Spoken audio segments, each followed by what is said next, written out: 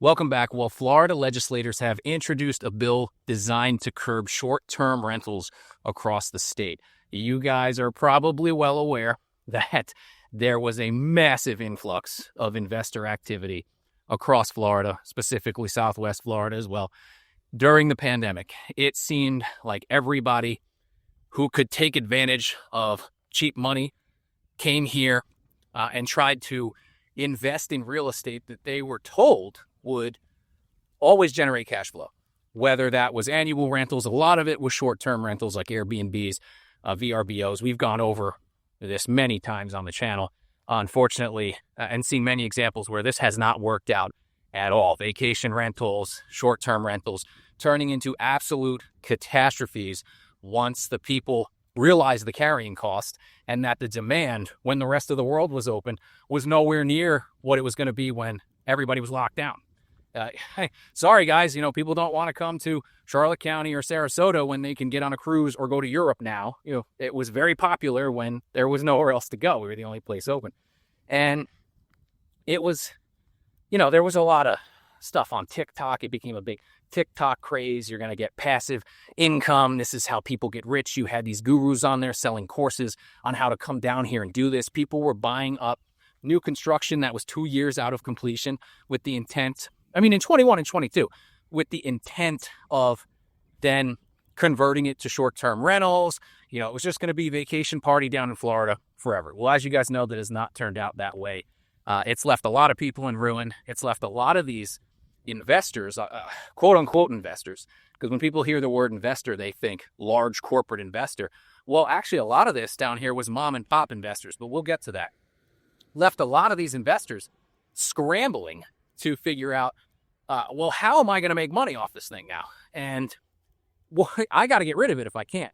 So what first occurred, because at one point in just Port Charlotte and Punta Gorda, we had over 1,500 Airbnbs, guys. There's just not the demand for that. So the first thing that happened was they tried to switch to annual rentals. The smart ones put them up for sale right away, said, no way, I got to get out of here. We had a lot of Airbnbs hit the annual rental market, flooding our rental market. And we had a lot of Airbnbs hit the for sale market, flooding our for sale market. Now, if you guys have been watching me for any extended period of time, some of my first videos were all about Airbnbs. It was like I was showing 5 to 10 houses a day, and maybe 50% of them were blatant Airbnbs. They didn't even take out like the welcome, here's the Wi-Fi password, sign into our guest book kind of things. And when I used to see that, that was like blood in the water. I'm like, oh no, they're in trouble. Now we can get real aggressive. Because at the time, getting real aggressive on offers back in late 23, when I was doing that, people were looking at me like I'm crazy. You can't, what are you talking about? Rates are coming down any day now. You can't try, getting super aggressive pricing. Well, yeah, when I see your house is an Airbnb and I know what's going on with that short-term rental market, I absolutely can. And that's what we did. And was very successful in targeting those. Any podcast review walks around real estate? Potentially, yeah. How are you? Yeah. Very cool. I've seen yours before. Oh, okay. I live around the side, like driving by, said, seen him before. Oh, yeah. Talk about the houses for sale around here. What's selling or? No, right now I'm talking about short-term rentals. Okay. But yeah, no, down here. On the corner. Yeah. It's for rent, and it's unique. It has a big iguana that lives under the driveway for the last couple of years. Oh, interesting. Different. That's a nice selling point. On the sales, we had one that just sold for 2.6 on the corner. Yeah. You might have known. And another one's for 1.9, another one for 1.9. That's what actually came down. I saw the one at 1.9. Luxury market's doing pretty good. That's the thing. Anything over $1 million's kind of doing okay. Yeah. Good job. Hey, thanks, man. I appreciate you saying what's up. Take care. Take it easy. Always enjoy people stopping by. That's a sweet car, my man. That's a sweet car. He's spinning around. So, kind of got thrown off my game there. Where was I? Short-term rentals. Absolutely. Thanks, my man. Get one more shot of that bad boy going by. And that's a good point, guys. The the luxury market, as far as home sales go, has been holding up fairly well. This is all sailboat water access. It's, you're right out quickly. It's the stuff under $1 million that's really been suffering, or if you don't have that kind of access to the water.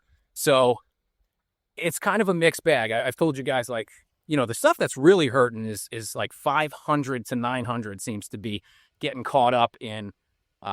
There's people want stuff under 5, or the people over $1 million don't care. Like, that's the thing. When you're walking around a neighborhood like this, if you're going to build one of these houses, if you even can in these locations, that's one of the instances where new construction is probably going to be quite a bit more expensive than buying an existing resale home. So back to short-term rentals. God, he threw me off. Where was I? So we have a bill. You guys know the saga here with short-term rentals. Has not really worked out for the most part the way people thought it would. And the bill that they want to introduce stems from, in the article, they have a horror story from a woman who lives next to one of these things. And if you guys have ever had one in your neighborhood, you probably know how this is going to go. She's got young children, and she says, I don't live next to neighbors. I live next to a business. Unfortunately, that's absolutely true. And she gets disrupted on the weekends or sometimes during the weekdays. Her kids get woken up because any given week, there could be new people. Any given day on these short-term rentals, there could be new people in there. And they're in Florida to party, guys. They're here to party. They're not here to stay quiet and just, relax. It's especially now during spring break time. So, they kind of start the article with that to empathize. And I do. But, the bill that's being proposed, and if you guys want to look this up, I'm going to link it as well. It's House Bill number 401. It wants to give the power to counties and cities to kind of zone areas as rental or non-rental areas. And one would be single-family residence, which is currently here now. You can rent out any single-family residence. And the other, they would designate it single-family hybrid use. So basically, any property that they intend to use for short-term or long-term, any type of lease that's held by an entity. So, again, guys, I'm not a lawyer, but the way I read this is they really want to restrict it to landlords who own more than 3 properties. It's targeting big corporate landlord ownership. My thought is, and they're around here, don't get me wrong, you guys have all seen them. My thought is, if you're going to purchase, wouldn't they just make a shell company? Put those 3 properties in it, and then make another shell company for the next 3 properties? Is that a loophole? I don't know. Someone smarter than me, let me know. And like I said, it doesn't address the mom and pop investors, which most of the time people think that everyone who invested here was a giant hedge fund, corporate landlord type situation. And that's not the case. There was a lot of smaller single owner landlords, people who just form LLCs and were looking to do the passive income thing. So how would that, they're probably not going to have more than 3 properties is my argument. So I don't know if this really does enough. I also kind of feel like it's almost a little too late. Like, this could have been useful 3 or 4 years ago, in my opinion. As you guys know, the massive investment down here has kind of stopped. We're not seeing investors cause bidding wars anymore. They've kind of pulled out from not just the Southwest Florida region, but Florida as a whole right now. Things don't cash flow very well at the pricing and the carrying costs that we have. That's not to say they won't be back. So this may be something to put in place for when that return happens, because it's going to happen, guys.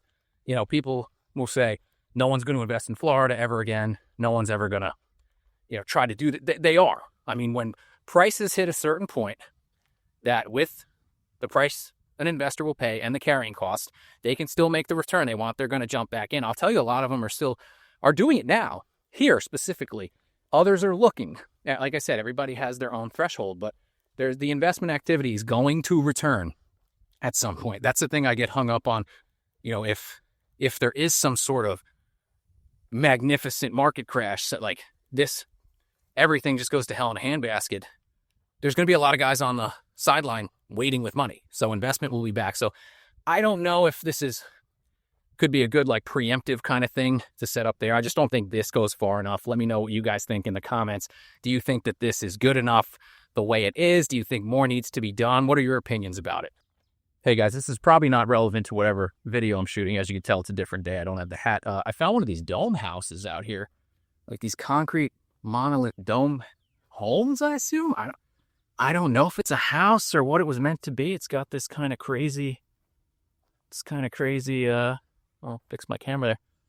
Little outhouse kind of thing going on. Let me flip you forward and see what we got going on here. And I'll zoom out so you can get a better look what this thing actually looks like. So, very interesting to me. That thing has a hurricane shutter. Like, what is going on here? Somebody fill me in. I don't know. I don't get it. Let me see if I can't get the old camera. Let's pan in there a little bit. I'll show you guys what's going on. And the reason I stopped, guys, is because I hear about these all the time. People ask me, like, hey, have you ever seen these concrete dome structures? And I see them on the MLS, but I never actually get to, like, walk around one. So, oh, we got a for sale sign here. Huh. I wonder if this thing was ever... Oh, can I get... Easy GPS. I'm going to my next inspection. Come on. I got the verdict. Okay. So... this is what it looks like inside. Oh. I don't know if this is a house. This is weird. Huh. Should I get my camera or drop my camera?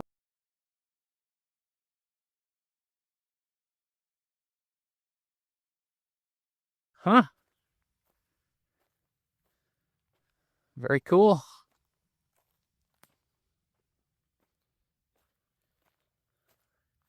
Again, I don't know what video I'm shooting here that I'm going to throw this in, but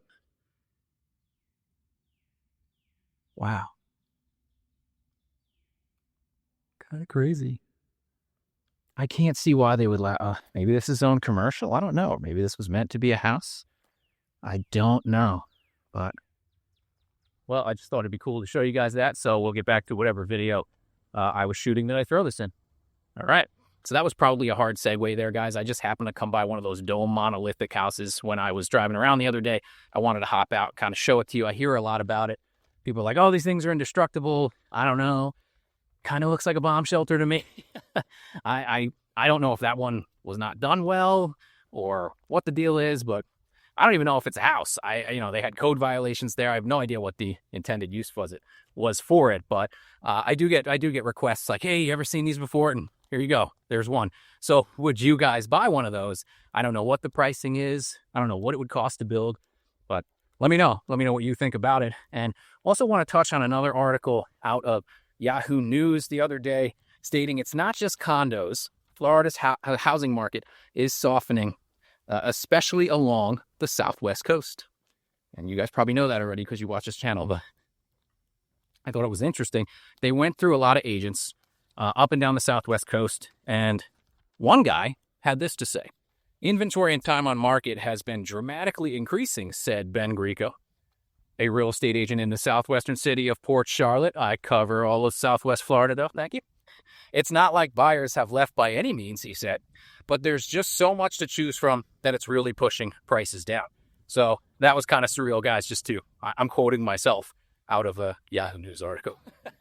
I'll share that on my community post if you guys want to read through it. Some great info, multitude of agents, bunch of different takes on it. The reporter at Yahoo News was very nice. I had a nice conversation with her about it.